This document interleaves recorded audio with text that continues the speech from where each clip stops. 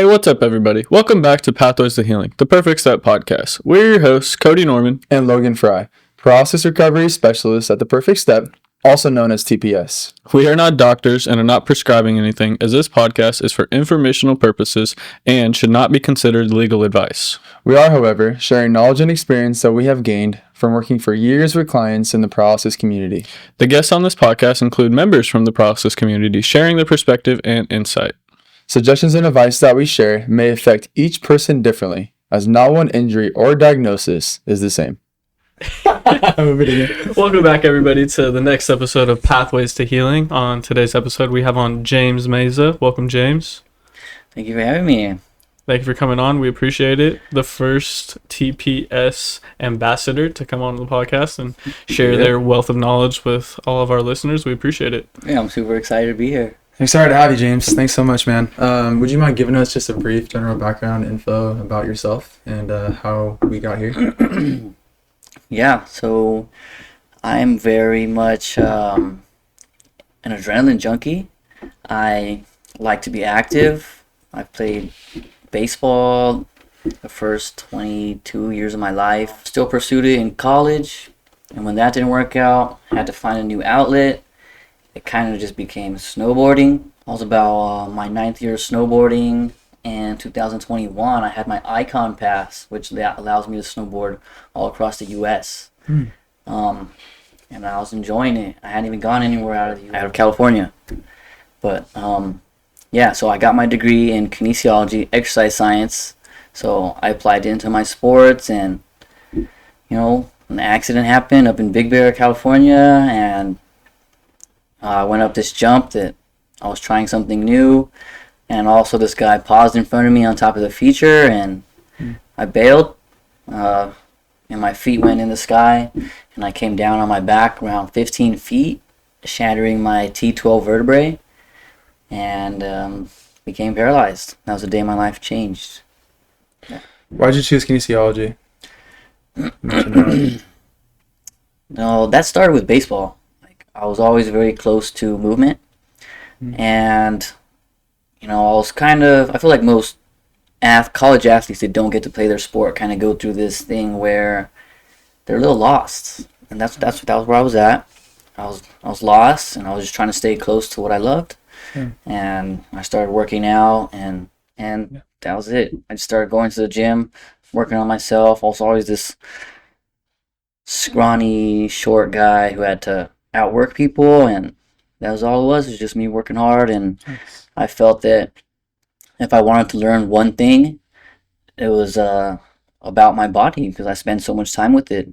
And then I just started building from there, and once I started learning about the correct way to do things, how to do things a certain way, modifying workouts, and I saw some strength come in, it was just over. That was it. Awesome. And I think you touched on a really important point about athletes when their sport is no longer an option.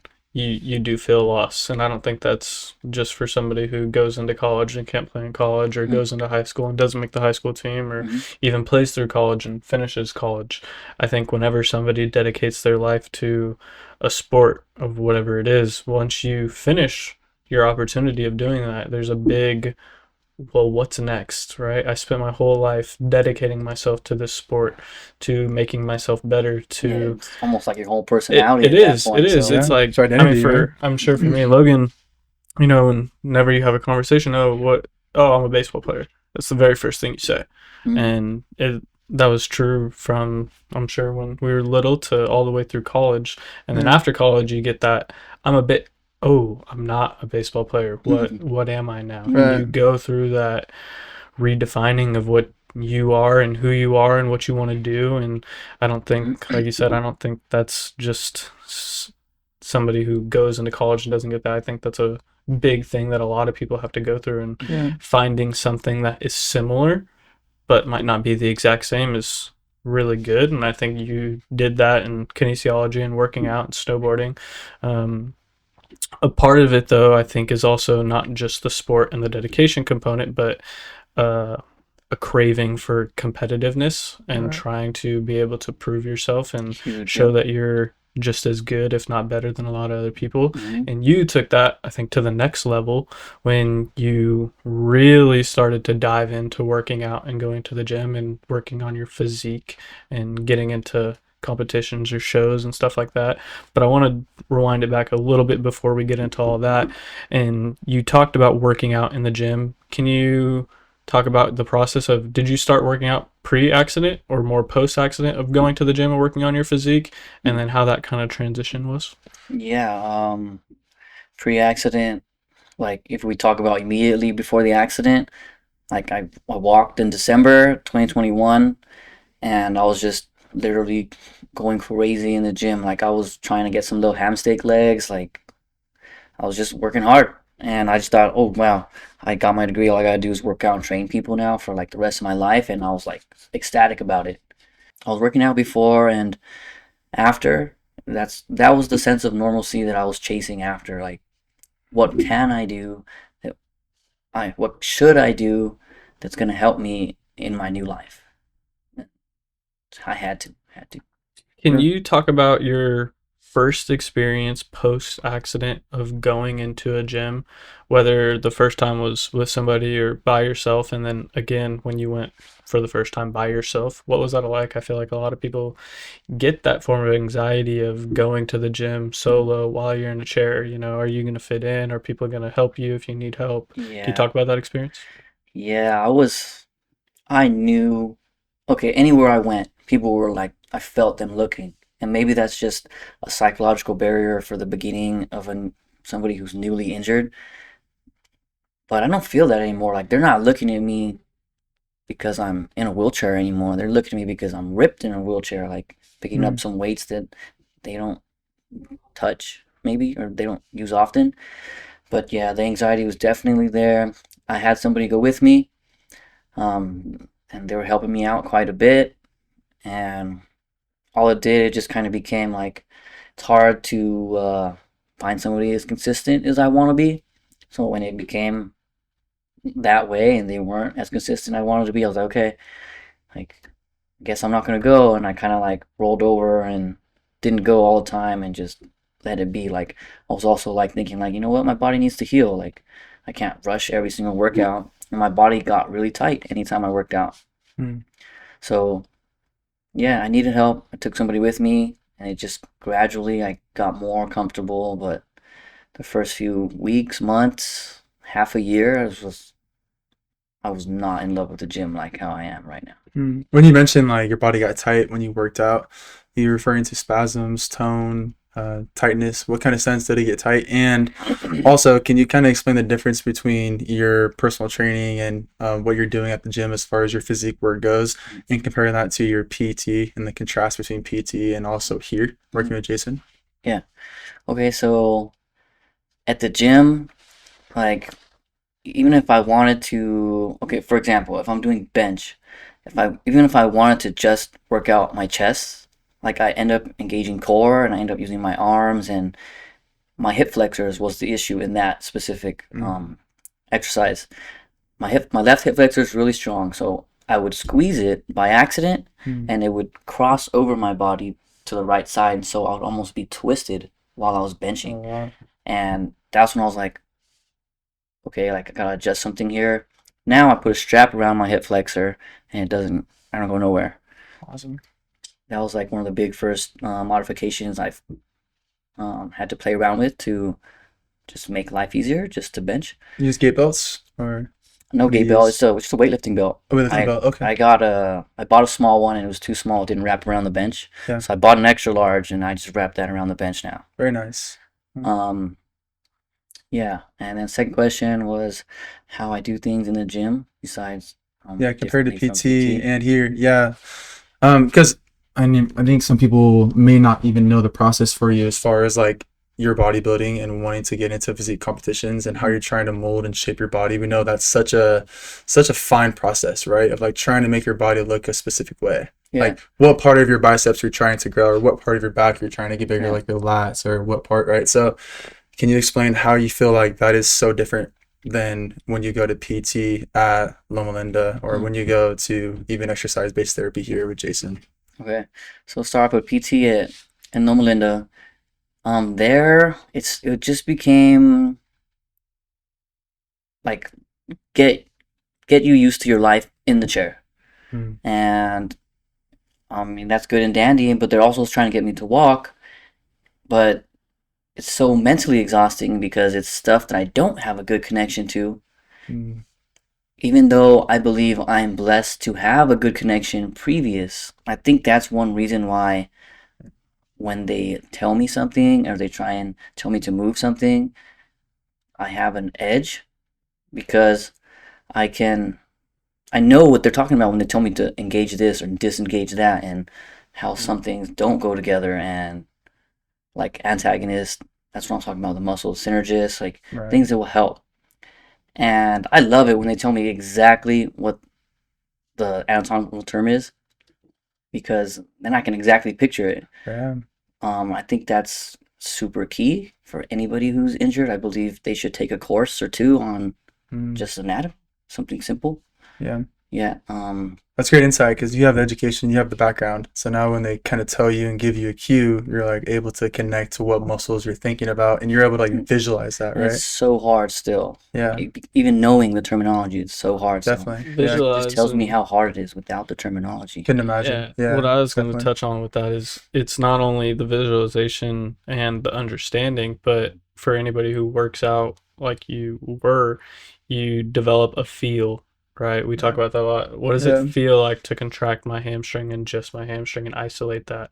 What does it feel Mhm. like to isolate a particular muscle that I'm trying to contract? Mhm. And we Mm, ask of that a lot in our training, but for people who even pre-injury didn't do that and didn't know what the feel of that was, it's going to make it way harder. But you, like you said, kind of have a little bit of advantage because Yeah. you knew the yeah. feel of, okay, I'm isolating a hamstring with this workout. Okay, now we're just asking you to do the same thing before, just right. Yeah. There's air quotes there Man, because that's it's hard for not. a lot of able-bodied people Oh yeah, too. Like very this hard glute amnesia, lat amnesia, those things are definitely a real thing if for people are sure. able-bodied. And it's Yes. like, I don't know how to squeeze my glute. And you try to explain it to them, it's like, what? Like, how do I squeeze it? Where do I go? Like, how do I position my body to squeeze Hmm. that? So I can imagine like having a nervous system that's affected now and trying to figure that out again. What's that process like for you?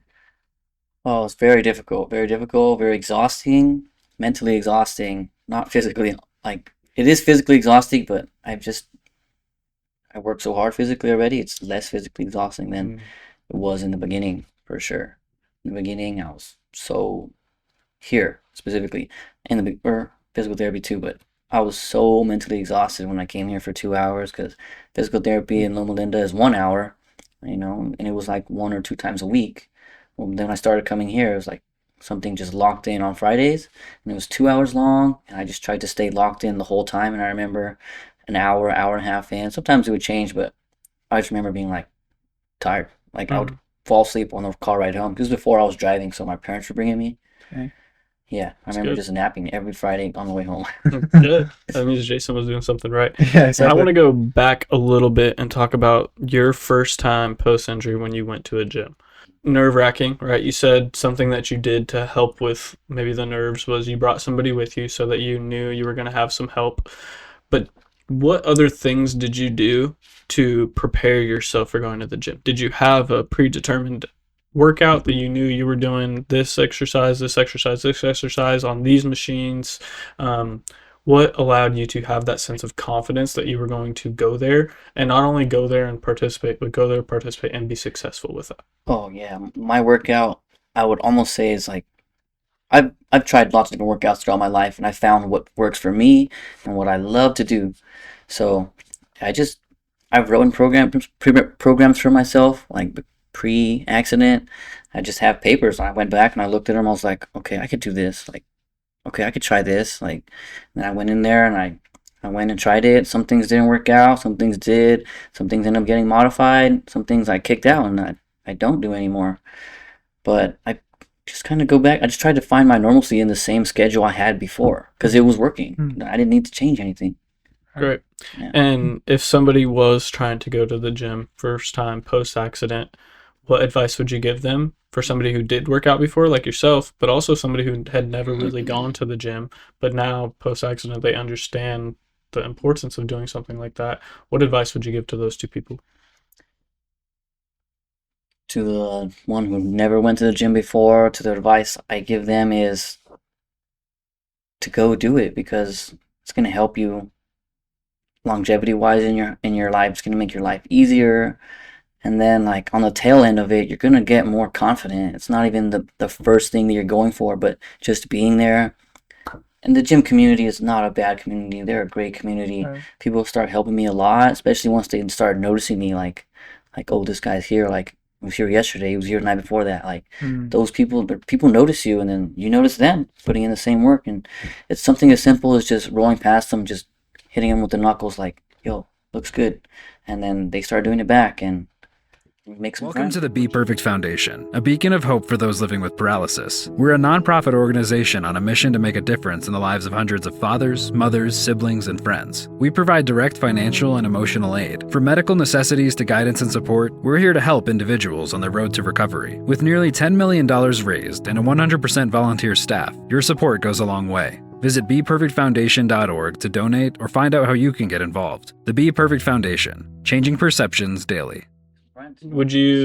Are there particular exercises that you would tell them to try out for the first time? Machines? Yeah. Is there like Even like where should they go for information, right? Like for programming, or where should they go in order to find like different exercises to do? Even shout yourself out on Instagram too, and have them check out your Instagram, have them Yeah, see. probably one of the better sources, like internet, of course. Definitely. My Instagram is Gym with James, and it just has some underscores in there. I'm sure they might tag it in the comments or something. Yeah. Yeah, just find resources. One of the first things I started doing was just following people in the community, and I started seeing things like, actually, the guy who got my fire lit about wanting to compete is this guy, Woody, and he's not even a spinal cord injury. He's got CP, and super ripped guy doing some calisthenic stuff, like handstand type stuff, and then he's doing like muscle ups with this wheelchair attached to him, and I'm just like, I used to be able to do muscle up, like that could be me, like why not me? Yeah. And I started commenting on his stuff, like, I'm coming for you, like. That's cool. He replied like one or a few times. He's a really funny guy, got a good personality, but yeah, stuff like that I started seeing other people doing it, and I was like, dude, I could do that, like I'm stronger than that, like, Yeah. not to compare myself, but to like push myself and light the fire. Like, that's the competitive edge that always lit my fire. Right, we're just talking about that too. Like, where does that competitive nature come from for you? Because you were an athlete your whole life. You played baseball for, you said, 22 years. That's a really long time to being a competitive athlete. Yeah. You said you snowboarded for 9 years as well. Where do you feel like that competitive nature comes from for you? Is it from family? Is it from just being, a kid? Or? Yes. Like I said, I was really small as a kid, and not only that, but I had 3 older brothers who played baseball before me, so I got to see their mistakes. Okay. And my dad wasn't their coach, or he was 2 of their coaches, but he ended up being my coach a lot, because he was like, didn't want to deal with their coaches. He was like, I can do better. And so he started coaching. And I learned from my brothers. Like, I wanted to be strong and throw harder than them, so I always was being competitive. Even like in between games, I was always playing some sport, whether it's flag football. I had a frisbee I would carry, butts up. I was always playing butts up. Like, that was very competitive for me. You had to throw it hard to get them before they hit the wall. Yeah. You always wanted it to sting. Exactly. You didn't want to get hit yourself. Yeah. Yeah. Not fun. No, that's awesome. And I feel like that competitive edge, we even see that too when you're in the building. Like, we see you locked in, focused on what you and Jason are doing. Jason's such a focus specialist in general. He perfectly matches my energy. Yeah, so it's great seeing you guys work together and for you to have those 2 hours. Can you kind of talk about your therapy here and how you feel like that kind of brings out also your competitive edge, and maybe some advice that you've gotten from Jason about your bodybuilding, your physique comps coming in the future? Oh yeah, Jason's perfect. It's so perfect to ask him all those questions, because he competed himself, and Right. he's ripped. Yeah, yes. Nah, he's not that But big. He'll never listen Don't to tell him this, that. but yeah, don't. His head's big. But he's got so much wisdom in this field, so Yeah, he's super old. how could I not listen to him? Like, I've been doing it for a long time. Early 1900s. 1800s. yeah. Yeah. No, for sure, definitely. No, Yeah. So just being able to ask him questions and have him describe in detail like exactly what's going on, just like, it's like taking college courses and I'm just wanting to absorb it. Like, that's perfect for me right now, especially when my mental capacity wasn't all there. Like, my mental capacity is going to absorb that, Right.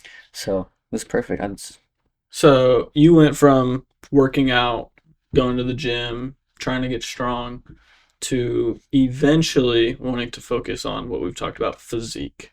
Can you talk about that transition of Mm. just wanting to go to the gym and get strong to, okay, I can get to a physique that I think is good enough to even go to the next level and compete on? Mhm. And what was that switch that made you want to compete, whether it was Woody or something else? Or can you talk about that? Probably like I always knew I had a good physique, and now that I'm seeing these gains, and not only that, but not having to hit legs at the gym makes my rotation so much faster. Right. So I was really feeling like, dang, my arms are big, dang, my chest is getting big, like. Yes. And then I was like, you know what? I want my back to be my staple. Like I broke my back, like I want it to be, big back, like Yeah. Love it. Yeah. yeah, Fresh Dorito. Yeah. yeah, Yeah, you for go. sure. yeah, like big man Blastoise type stuff. There you go. Hey, there you Um, go. so yeah, the transition was kind of like my buddies in the gym that I hit it with. They were like, dude, you need to compete, like, and I started just they planted the seed and they started watering it, and I started watering it, and I was trying to grow my social media, and strangers started watering it, and Yeah. just it's just kind of what it became. Like I always felt like it was very easy for me, or it was very hard for me to put on muscle, Mm. and now that I'm doing it, and I feel really good again. It's like I need to be recognized a little bit, and Yeah. I have my own personal training business that I'm working on building, and I just felt that if I were to win my pro card in my very first competition ever, then I'm gonna feel really fulfilled. Like I did that, and so that just became it right there. And also, it's gonna help me funnel in clients. Like Definitely. this guy, you're not gonna think that I don't know what I'm talking about if I just did it myself. Right. Mm-hmm. You mentioned a few key things right there, and I want to speak on a couple of those. But just first and foremost, I want to say is that your Instagram and your social media is a great inspiration to a lot of people, and all your followers, but people that don't follow you too and see you on their Explore page or whatever. Like for myself as well, I see your stories or I see your posts, and it makes me want to go to the gym and work out harder too, man. So I appreciate that a lot.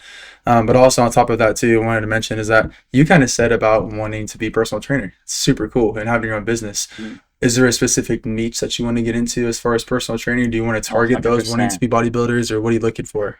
I'll probably bridge into that. Like, give me some time to get some more experience under my belt. But Yeah. right now, it's kind of just I've kind of taken a step back in the last few months. Just like just focus on yourself right now. Like Great. I know I kind of named this year a year of competition. So I've been trying to just explore different sports. Awesome. What niche you want to get into as a personal trainer? Like Oh, what right, yeah. what target My population niche is audience? set in stone already. Yeah. Like Cool. I Yeah. know I can help anybody with a spinal cord injury or just in a wheelchair in that fact, like help them adjust their workout routine and help them strengthen their arms, their shoulders, their chest. I know it. It's just like I did it. I could do it. Yeah. And then I also would love to still train able bodies. Like why hold myself like why stop there? Yeah.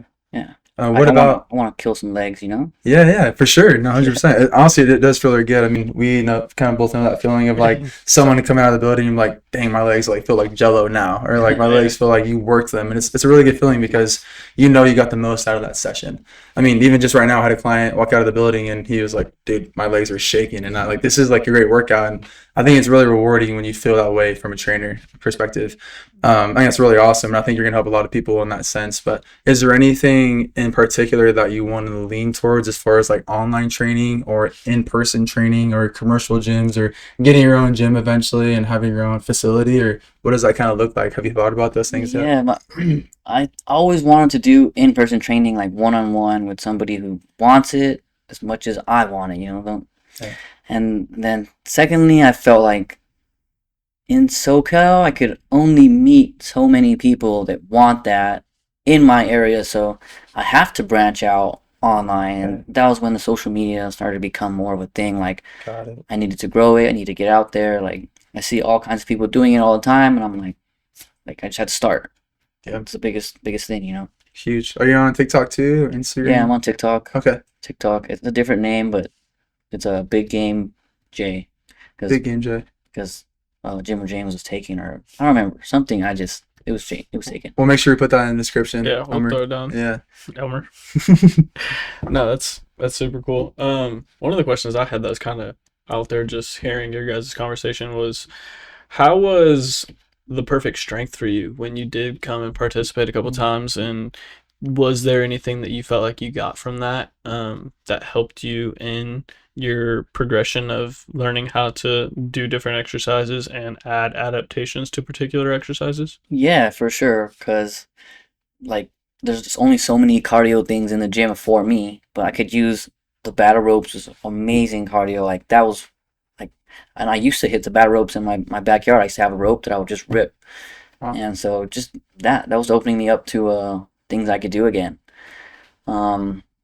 Yeah, I really missed the perfect strength actually. I We did too, enjoyed don't coming worry. out here. Yeah, we got that feedback too, Yeah, so we want to bring it back We're trying eventually. to figure Yeah. out how logistically we could make that happen, but I kind of asked Yeah. that because I feel like a part of what you're talking about and being able to allow different people in different scenarios to go to the gym and find success is that sense of creativity of I can take a exercise such as a bench press and modify it 5, 6, 7, 8, 9 different Yeah, that ways. perfect strength is probably exactly how they learn and feel more comfortable just going to the gym. And that was the goal of it, right? Of course, we wanted to provide a sense of community for the people who did have that mindset of I want to go, I want to work, I want to be tested to my limits, but also we're trying to use that experience as an opportunity to teach people like, look, even just out of your chair, there's so many different exercises with so many different modifications that you can do and you can find success in. And if you even just take one day where we did 5 different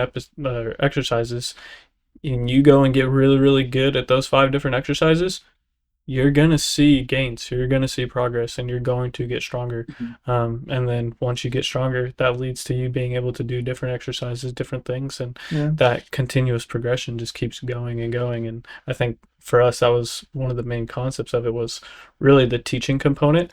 And that's why when we had lesser clients, yeah, it kind of sucked because we wanted more people to be there, but it was like, okay, now we can be more one-on-one, and I can teach James, like, there's these 4 or 5 different exercises, and while you're doing these exercises, I want you to focus on this to know that, you're isolating this muscle group. Yeah, I absolutely agree with everything you said. And to build off that too, I think a lot of our clients miss the community aspect of that. Oh yeah, like that. Yeah, like Rosa talks about it all the time. Like she misses, because when our clients are in the building, I'm not sure if everybody knows that's listening to the podcast, but if you're not a client, you haven't been at the Perfect Step, what we work on a lot is people are individual at their tables, right? Or at the different machines. So everyone's with their trainer, with their specialist. But at Perfect Strength, it was really great because we got to talk about and really do like competitive and compatible exercises with each other, right? So like everyone had a partner and everyone went back and forth. So the Perfect Strength was a great way for us to build that community aspect and also build the strength and conditioning aspect of what our clients were doing. And like you said, like it was really cool to be able to modify those exercises and make them, it was even make them cool for us. adaptable. Yeah, like we would think of different exercises and we'd be there, an hour before, and we'd be like, okay, I kind of want to, do a bicep workout, but we've done 3 or 4 different bicep workouts already. Like, how can we change this? How can we do it a little different? How can we make sure that, try it ourselves first. Yeah, and try it ourselves and, make sure it's going to be beneficial and successful being a bicep workout, but also tangible for clients with all different limitations. So it's like, it can't just be like, oh, James, he's super ripped, super strong. Like he can do it. But okay, the quad who doesn't have as much strength, it also has to be successful for them. So being able to, use a creativity sense to figure out what we were trying to accomplish. Yeah. And as far as like your experience goes now, being at the gym and going, like like how many days a week do you go usually to the gym? What's your split looking like right now? Oh man, I try and go as much as possible. I don't have the best days when I don't go. Yeah, definitely. I'm just so, like, we're beings of addiction. I'm literally addicted to the gym. If I don't go, I'm not gonna have the best day. Yeah. So, I try and go. It varies. Like if I have physical therapy 3 times that week and the Perfect Step, I'll probably only go 4 times. Right. But that's 4 times on top of everything else already. So it's a lot. Yeah. But if I start my workout week on like a Friday or a Saturday or Sunday, I tend to have more of a 6-day type of gym week, and I like it that way because then on Friday I don't feel guilty about going out. Yeah. That's true. That's how I like to do it. I earned it. That's how I always did it. It's incredible. And I think that is a perfect segue into another conversation that we definitely wanted to get into with you is, going to the gym and going out in a social setting, two way different things, right? Are you in the retail, restaurant, hospitality, or petroleum industry? Looking for a trusted partner with your multi-site remodel, refresh, or tech integration needs? Look no further. Apex Imaging Services is your complete solution provider. With over 7 decades of experience, we're experts in everything from general contracting to cutting-edge tech solutions. Visit apeximagingservices.com to learn how we can transform your business, increase efficiency, and elevate your brand.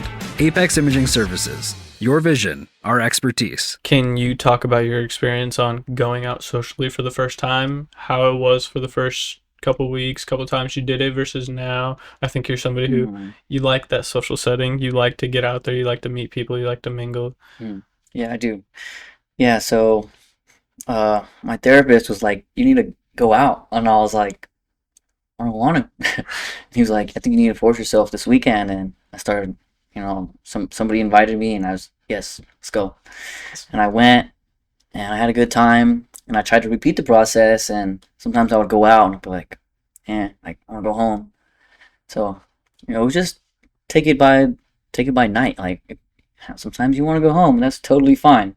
But you do need to put yourself out there to get out of your comfort zones, because that's where you're going to get growth. And I love growth, and so I started doing it little by little. And when I started meeting people and having regular conversations, and not like the regular, like, oh, how you doing, like you're getting more return, like I didn't want to think about that. I wanted to think about other things. So when that started coming around, things got better. What were some of the things that you did as far as going out? Like, what do you do right now to go out and have fun? Oh, dude, most recent thing I just did is a singles event for, they kind of do like sporting events. It's brand new. It's only like a year old, but so they buy out a section at a Dodger game, a Rams game, a Laker game, and they sell half of it to women and other half to men. And then they have like a pregame and you just go mingle. That was super fun. There's some alcohol, gets you a little bit loose, and they encourage people to show up like by themselves. That way you have to step out of your comfort zone. And I went with my brother, but I wasn't fine getting out of my comfort zone. So yeah, that was one of my most fun things recently. Besides that, what was the event called, and where can people find that event if they wanted to go do something like the that? event is called Drafted Events. It's local. They do like Dodgers, or like LA, San Diego. I think they're trying to do some OC stuff. So they're right here in SoCal, local. Nice. Another thing I just did, and it's also happens to be another dating thing. It's called Updating, and I'm like addicted to this show on YouTube. It's so funny. And they basically like get 2 people on the stage blindfolded, and they put them on a date, and then they ask them thumbs up, thumbs down, and then they take the blindfold off, and they ask them again, thumbs up, thumbs down, and just to see the answers change once they actually Love is see the Blind. person. That's what it sounds like. Sounds It's a little kinda like like Love is that, Blind. yeah. Yeah, no. But it's more in person. Like, Okay.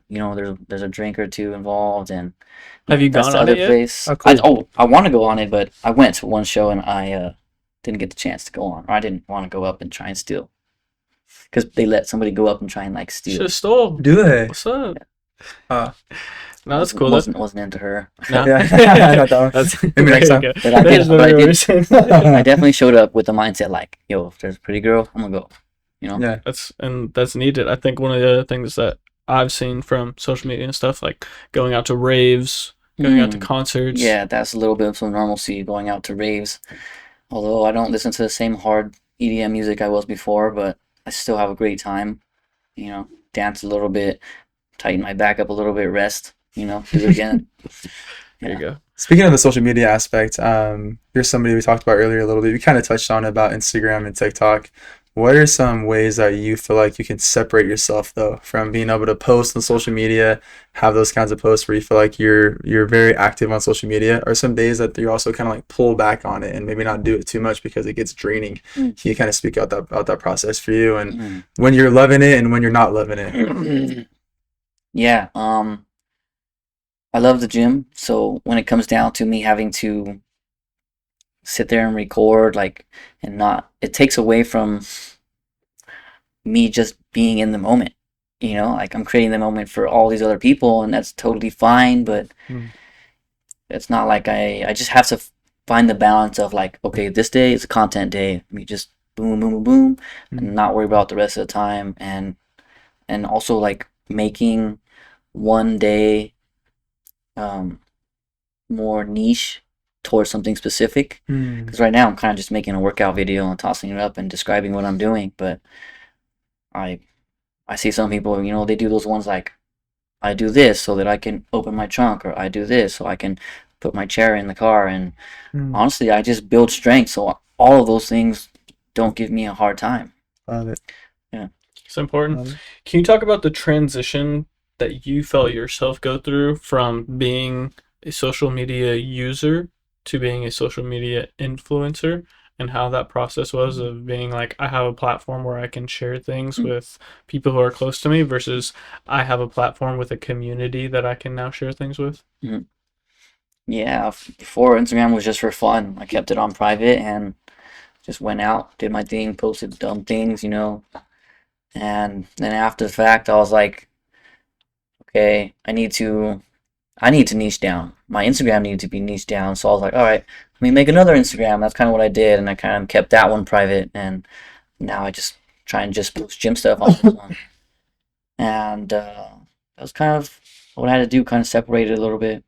What do you feel like was the hardest part about separating it though? Like, because you still, I mean, everyone's still a user, right? We still scroll sometimes, still go on social media. Like you said, you have that one person you looked up to for a moment of time, and you kind of got advice from him, and now you comment on his stuff and kind of mess with him. He has a good personality. What other things do you feel like helped you to be able to separate from being able to be that user and then to be that influencer? Because when do you feel like you're both? Like, do you feel like sometimes you just scroll and it's nice to not have to post anything and just I sit back? still don't feel like I'm an influencer. Like, Yeah, I got 2,000 followers. I feel like I'm the small little creator, you know? right. I That's how everyone started, right? So, That's where everyone started. yeah, And yeah. so to separate it, I don't even think I fully separated it yet. Yeah, I'm still trying to figure it out. yeah. Okay, when I have something I want to talk about, try and post. Or I Right. kind of want to like, I try to stay away from like, if I seen another content creator like make that video, it kind of like turns me off. I don't want to copy them or have anything near them actually. Gotcha. So I'll just try and highlight what my strengths are a little bit Hmm. and tell them what I do. And yeah, I still don't think I fully have it all separated. Hmm. It's all mixed up. What are your strengths right now? What do you feel like your strengths are, and what are you focusing on as far as getting that social media presence to grow?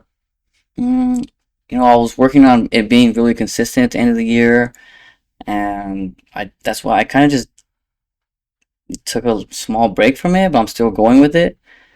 It's just like I know I can and I want to monetize it.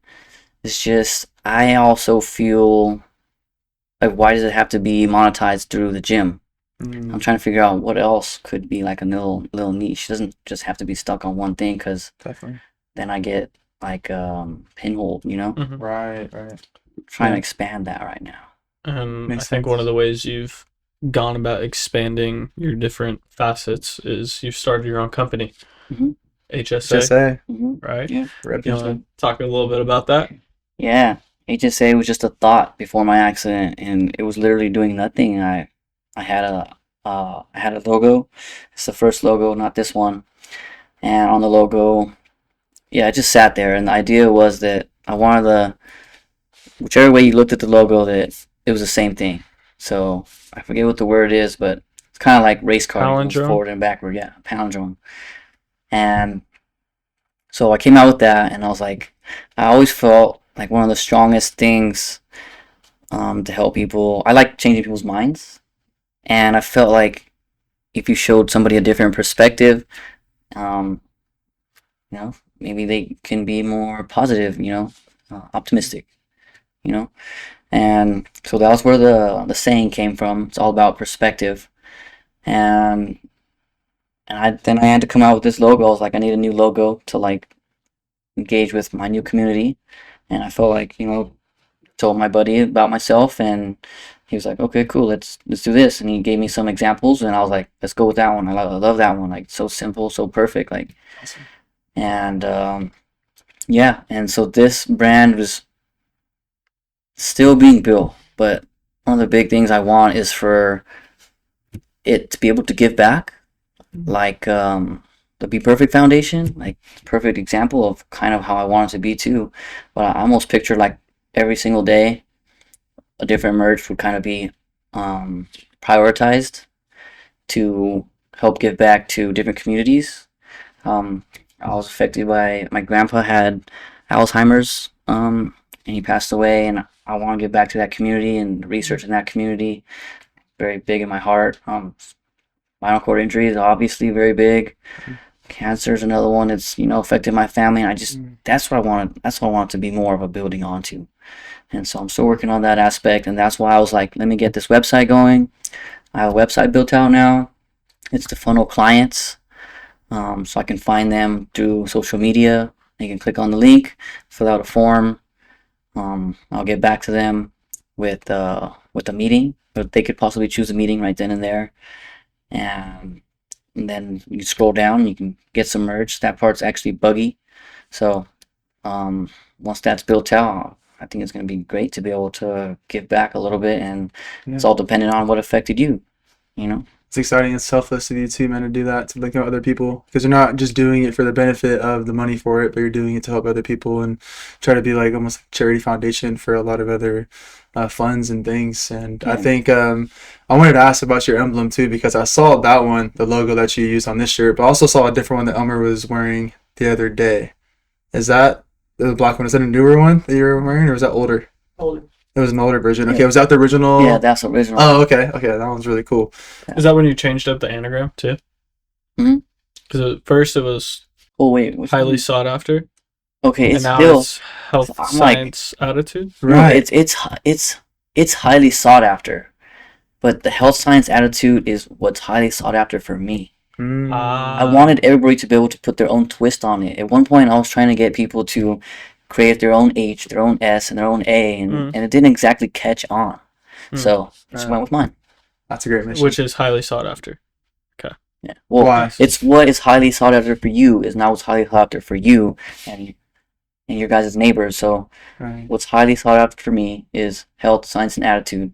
Because I feel like if you have one, or you're going after all three of those facets in life, you're on a great path. Mhm.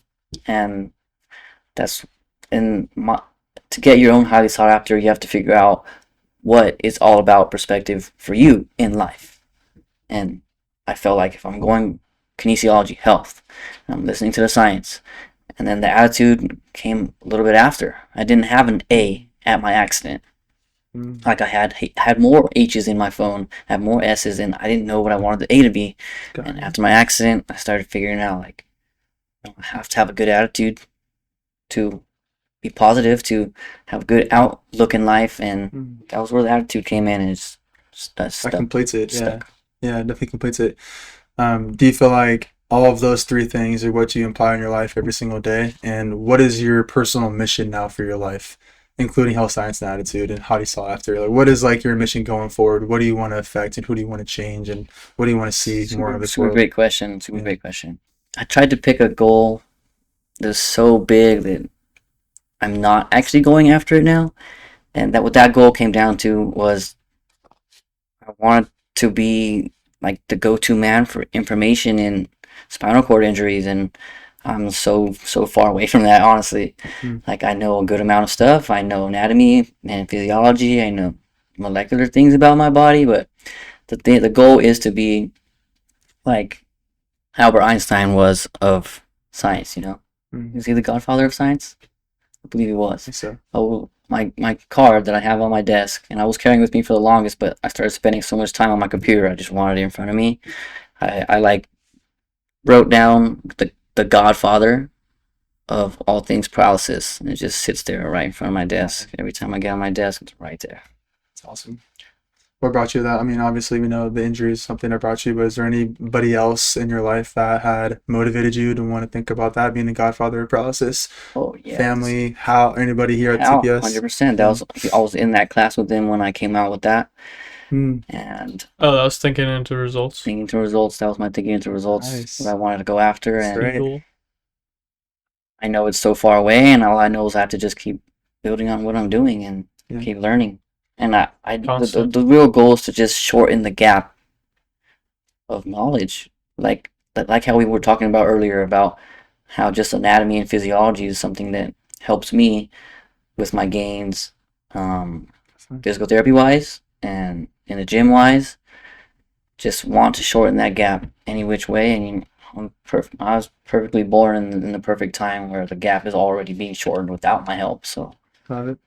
Are you or a loved one living with paralysis and searching for a path to recovery and hope? Look no further than The Perfect Step. Our unique exercise-based recovery programs have helped clients with conditions like spinal cord injury, stroke, Parkinson's, and more. With our approach, many clients experience improved function, reduced medication, and even freedom from wheelchairs. But we're not just a program. We're a community of support. You'll meet peers who understand your journey, along with specialists dedicated to your recovery. Visit us today at theperfectstep.com. The Perfect Step, where recovery begins. Love it. One of the other things that you've mentioned being your goals moving forward is going to the Olympics, participating, and hopefully eventually bringing home that gold medal. Can you talk a little bit about what drove you to wanting to become an Olympian? I had no idea that was an option. That's just the athlete in me. I was really good at table tennis before, and I was like, okay, like I saw this video of this guy. He was 48, I believe, at the time, and this was like 2 Olympics ago, Paralympics, and this man was, I don't remember if it was a gold medal run or not, but he was up there, you know. He had no arms, and he was holding the paddle in his mouth. And I was like, why can't I get to that level?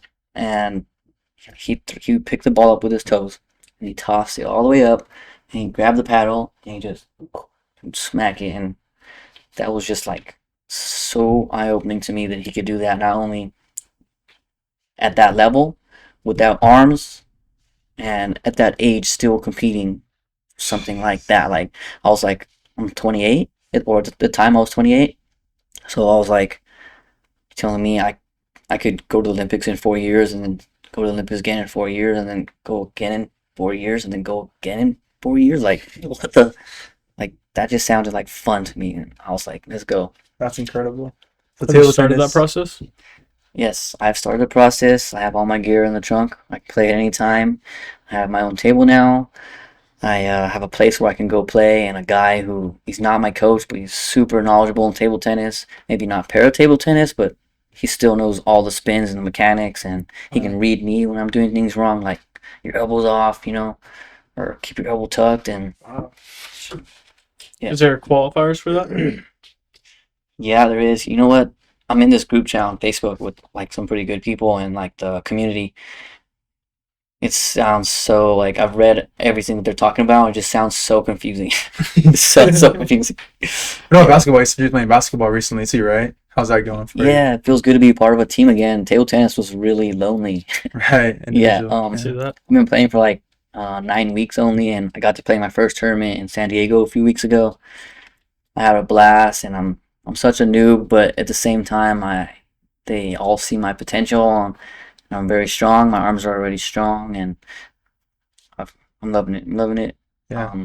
I was actually at the tournament. There's a guy that told me, like, you know, have you ever thought about playing college basketball? And I was like, whoa, like I wasn't even thinking of that. And I got his number, and he's supposed to hit me up for like a summer camp or something. And you know, I think that's kind of my in right there. He said Awesome. Have you worked with Texas, I think. Casa? A little bit, yeah. Lisa. Yeah. She Okay. Yeah. was the first person who taught me how to shoot a basketball in a wheelchair. So Wow. that was perfect Some great perfect coach. tips off the Yeah. bat. I was gonna say Perfect. can't really find a better coach Yeah. than that. Yeah, We saw you playing rugby at the Rolling Rally. I know that's for quads, like in the Olympic level, but it was really cool to see you compete in that level. I love playing that. I wish. Why isn't there a para one? Come on, I know. stop Get playing. that, I know. Like maybe we just widen the court a little bit. Yeah. You know? I don't know. Be a little more challenging, huh? Yeah. Yeah. No, that'd be awesome. It sounds like there's a lot of things to look forward to with you, James. And there's one more thing I want to touch on as far as like your physique and your bodybuilding and coming into the future with your shows. How is your nutrition going right now? How big is your nutrition? Because we know as kinesiology majors, all of us, that you can work out as much as you want, but you're really damaging, breaking down the muscles in the body when you're doing that. How we recover is our sleep, our nutrition, our rest, our time. How do you feel like your nutrition is starting to help you to gain more muscle and be where you are? So yeah, I'm definitely getting enough sleep. So that's check. So nutrition is probably one of, like, I understand it. I've taken the courses. It's very easy for me to gauge myself as a smaller guy. So all I do is I make sure that I get my aminos, my essential aminos, and then I'm having my protein at the end. I eat whatever I want, and that's all I go for. Honestly, it works perfectly. You took creatine? Yes, I've been really adamant about creatine. I saw, Nice. I don't know if it was a real study or not, but it was talking about how creatine could help with bone density, and I was like, whoa, like in. So I bought some creatine. Huge. Yeah. And yeah. Sold right there. That and the cognitive benefits that it has, right, are huge. Yeah, Also. I feel the difference in the gym, like Yeah. set to set, like it's really good. I don't want to stop. Like I even have this little thing. This is actually my favorite little attachment right here.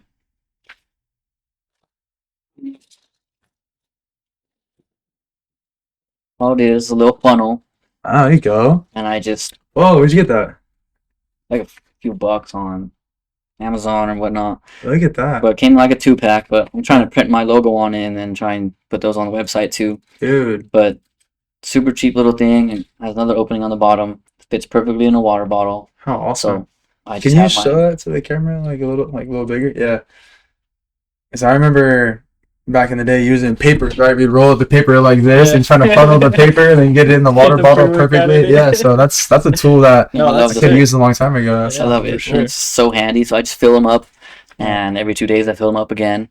Yeah. And I have my pre-workout, or if I don't have my pre-workout, like whenever my water is either my aminos out of it, or I was taking a testosterone booster. Whenever that's empty, I just open it up, fill up my water again, and then I start taking my creatine and my aminos, and super good. Awesome. Any brands you recommend to anybody that's watching this right now? Any brands of all those aminos and creatine or any other supplements that you recommend that working for you? I am a First Form ambassador, and Mm. that's the only product I'm using right now. Yeah. So I like their products. Nothing wrong with it. It's perfect. That's who I'm after right now. For really good things. Yeah, it's like one of the biggest supplement companies in the world. Yeah, huge. The guy also has a podcast I was kind of tuned into before my accident. So Talking about Andy Frisella? Yep. Okay. Yeah. Stay hard. The guy that made 75 hard. I know Yeah. a little bit about that. It's a very, very fun challenge. It lives up to the name. It is hard. I just finished Yeah. about a week ago now. Doing 75 hard for the second time, and it's life changing. In a row? In a No, row? no.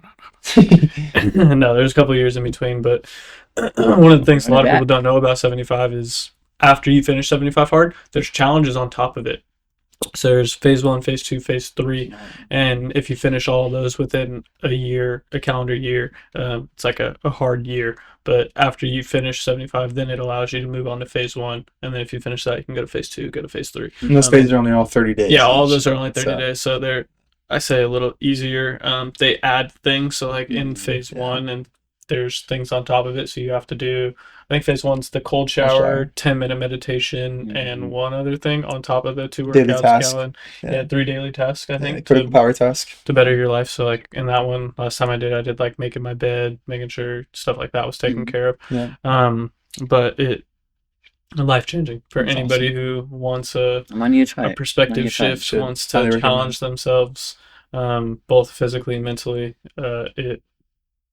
I can't say enough positive things about it. It's definitely changed my life, my overall physique, and my perspective on time management. I think is one of the biggest things that I don't think a lot of people think of. The last time we did it was, like I told you, it was during COVID, and there's nothing to do during your day other than finish your 75 hard. So it was hard the first time, but it was me, him, and one of our other roommates just living in a house together, and that was our day. So it wasn't too challenging. But this time, with a kid, with a full-time job, trying to fit all that stuff in, every single day for those 75 days, I knew if I was waking up at 6, like from 6:30 to 7:30, I was doing this workout. From 7:30 to 8, I was making sure I got my reading in.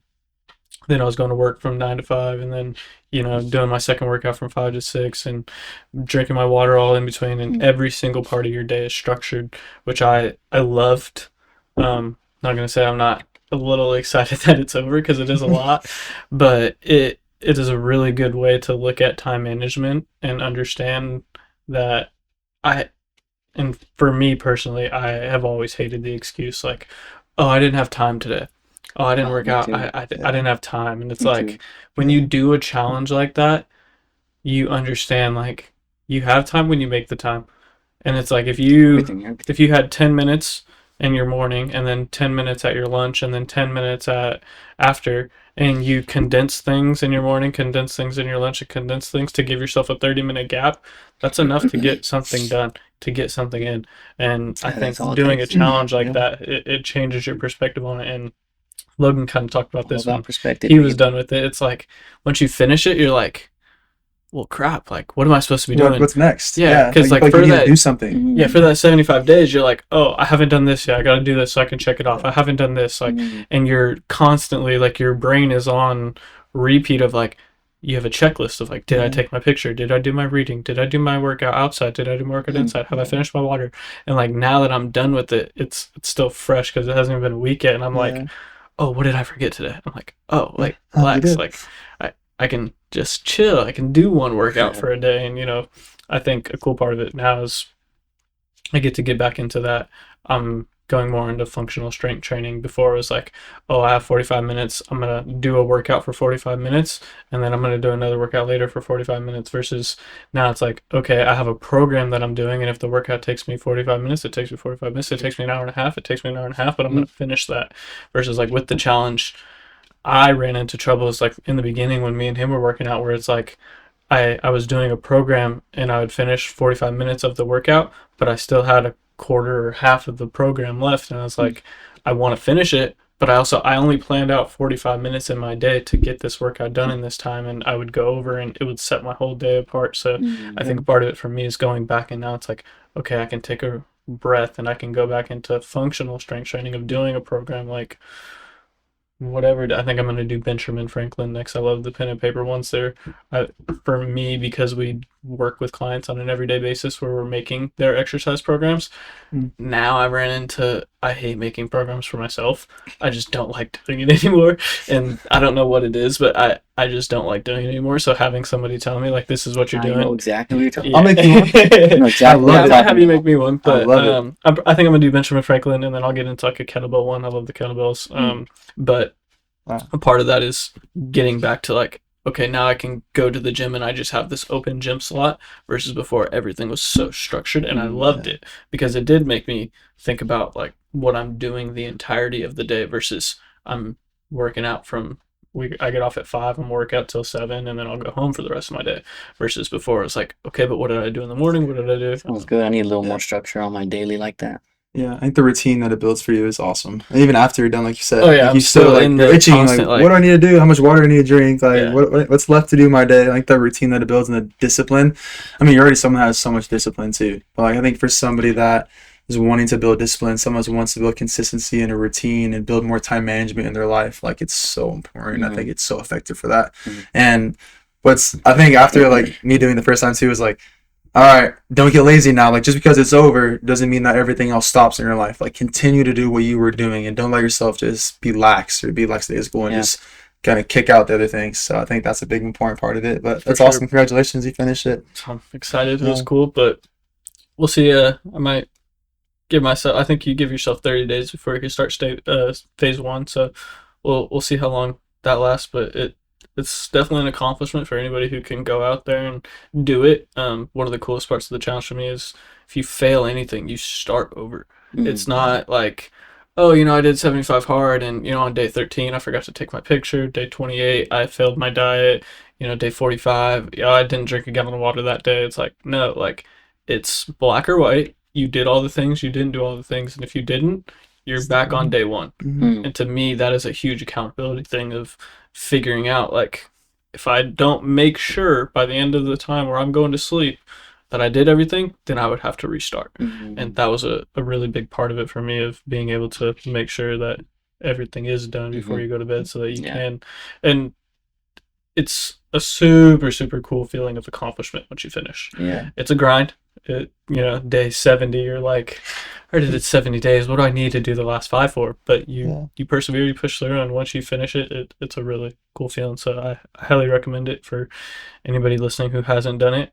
For you, like, I think it would be a good thing. I recommend it to everybody. Cool little video, like Yeah, and that's the Yeah, cool thing. You follow take along. pictures. You take Follow along on social you take media a progress too. picture Yeah. every single day. So like I have a picture day 0, day 1, day 75. And it was super cool for me because, like I said, I just had a daughter, so I got to see my daughter's growth through that challenge of how little she was. I mean, little she was on day 1 versus day 75, and how much she grew. It was way cooler for me than seeing my physique That was a change perfect through. time to do it. Yeah, Yeah, it was perfect super cool. time. So You had Vinny too, because you already talked about basketball with Vinny. Vinny wants to do the challenge as well, Yeah. and so that'd be someone that you could do with an accountability partner. Mm, I know he cool. talked about like he was like, dude, the water part's gonna be hard, and I couldn't imagine that like as Yeah, the water somebody. part would be hard too. Yeah, Like, no, somebody with the no Like, sports order. I'm not gonna lie. If I don't go to the gym, my water numbers are definitely down. Right. If I'm at the gym, my water numbers are. well, that's the It's thing so for true. the 75 Of day. You're course. gonna be at the gym. Yeah, and you're gonna go 6 days a week, so there you go. Yeah, it makes it easy. I'd say probably the hardest part might be the figuring out an outside workout. You can go for a push. I did a lot of walks during this one. A lot of the times before, Yeah. we would just make up workouts. We were pretty infamous for the first time we did it. We'd get a hacky sack, and we'd play hacky sack, and whoever touched it last and messed up the rally, whoever touched it before them, gave them a workout. So it's like, all right, you do Any 10 punishment, push-ups, yeah. do 10 pull-ups, That's cool. do 10 high squat jumps, whatever it was, and we do it for The 45 minutes. accountability So of it. Yeah, that's huge, cool. Make it huge, fun. huge. Change it up. Yeah, Challenge them. You know, they give you a bad workout, they get one back. exactly. yeah, Yeah, literally. Give 'em worse ones. Yeah. Exactly. It got competitive. Oh, Yeah, I'm gonna remember that. So, Yeah. Keep that right here. Yeah. Yeah. Next time you get me. We do have one more question for you, James. Yeah. What has been your greatest resource from the spinal cord injury community perspective? What allowed you to learn the most? Whether it's a book, a podcast, a hospital, a certain PT. time, community. The people who've been through it for years and years, and I guess that kind of goes hand in hand with online social media, following people, and you know everybody's telling everything about their day on social media. So those 3 things: just take some time, meet some people, follow people online. I think probably online is probably the biggest one, honestly. Definitely. Yeah. I mean, you already named a couple of your biggest inspirations on social media, but are there some articles that you recommend to anybody or any YouTube videos that you want somebody to go watch and you feel like you learned so much from when you first got your injury? Or other influencers? Anybody who was a great resource for you? In the gym wise, it was probably that guy Woody. Even though he wasn't a spinal cord injury, he was like, just to see him go after it still, it was kind of like I could still enjoy life. Yeah. You know, it's just that part. It's just him enjoying life, doing anything he did. Yeah, he was a big inspiration for me, honestly. Huge. Awesome, man. Well, thanks for sharing your Well, insight, thank you, James. James, Thanks for coming being on. Thank you, We folks. We appreciate it. appreciate you a lot, man. Thank you. It's awesome to have you here. Yeah, Great thank talk. you. That was cool. Yeah, likewise. Thank you so much for joining us on today's episode of Pathways to Healing, the Perfect Step Podcast. Please remember to like, comment, subscribe, share, and feel free to leave a review by clicking the link in the description below. If you have any feedback or topics you'd like for us to cover in upcoming episodes, go to our website under the tab Pathways to Healing and fill out that form. Until then, keep inspiring, stay resilient, and roll on.